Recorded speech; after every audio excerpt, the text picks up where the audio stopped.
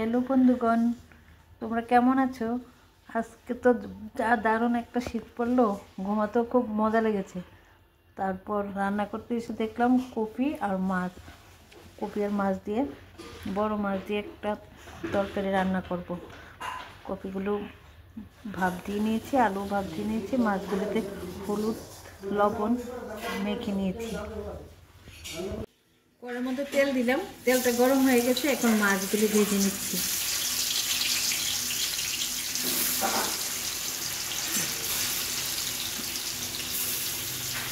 মাছগুলি মচমচে করে ভাজবো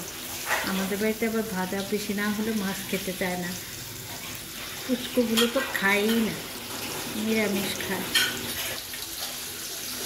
মাছগুলি দেখো দোকান থেকে এনেছি তো তার জন্য ছোটো ছোটো পিস হয়েছে আমরা নিজেরা কাছে আরেকটু বড় করি মাছগুলি ভাজছি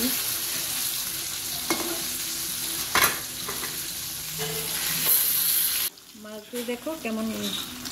ভাজা হচ্ছে একটু লালচে করে ভাজবো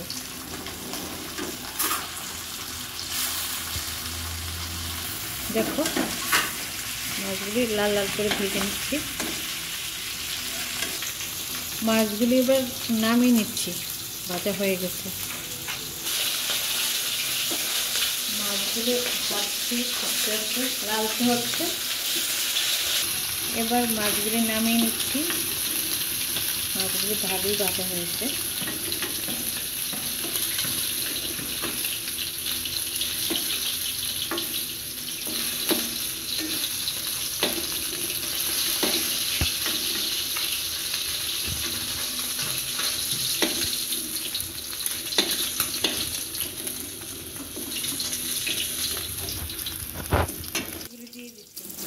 তেলের মধ্যে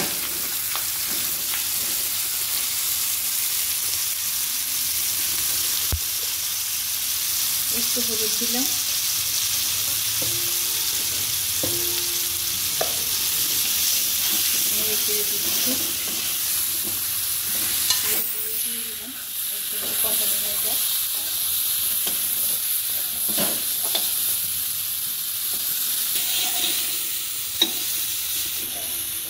দেখো কপিগুলি কি সুন্দর ভাজা হচ্ছে কপিগুলি নামিয়ে নিচ্ছি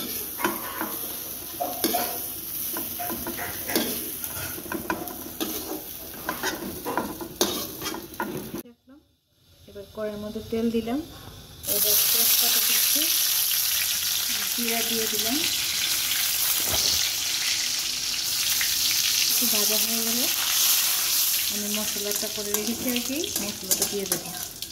জিরে ধনে বাটা আদা বাটা কাঁচা লঙ্কা বাটা হলুদ গুঁড়ো দিয়ে ভেজে নেব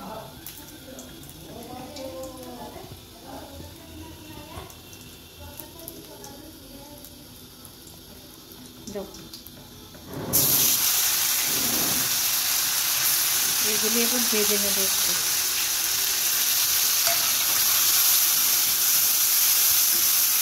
মশলাগুলো ভাজা হয়ে গেলে কালারের জন্য একটু হলুদে দিলাম হলুদ না দিলে কালারটাই আসে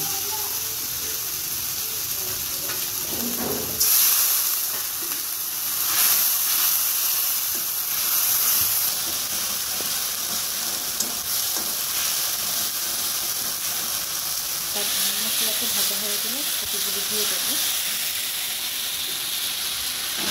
দিয়ে দিলাম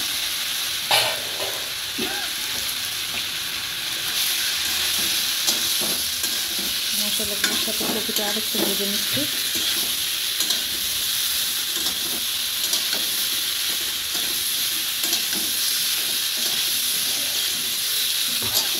আমার কপি খেতে খুব ভালোই লাগে এবার ঝোলটা দিয়ে দিচ্ছি একটু গরম করে নিয়েছি জলটা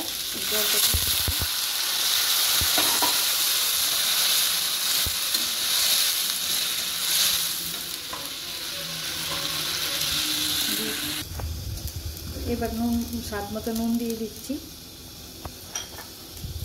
একটু নেড়ে চেড়ে দেব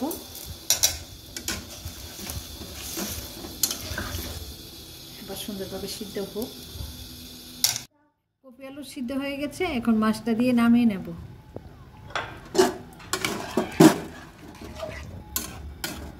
একটু গরম মশলা দেবো, এতে গরম মশলা না দিলে তো স্বাদটাই আসবে না। গরম মশলা দিলাম,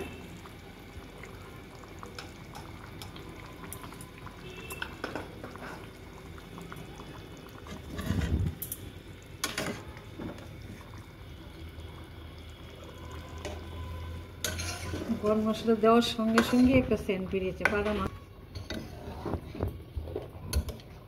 একটু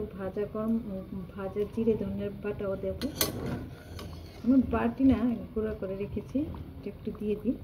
আচ্ছা কপি দিলে স্বাদটা ভালো আসে। তোমরাও দেবো। আমার কপির ঝোল কমপ্লিট হয়ে গেল, এখন নামিয়ে সার্ভ করে ফেলবো। বন্ধুরা, তোমরা লাইক করবে, শেয়ার করবে। আমার কপি ঝোল কেমন হয়েছে কমেন্টে বলবে।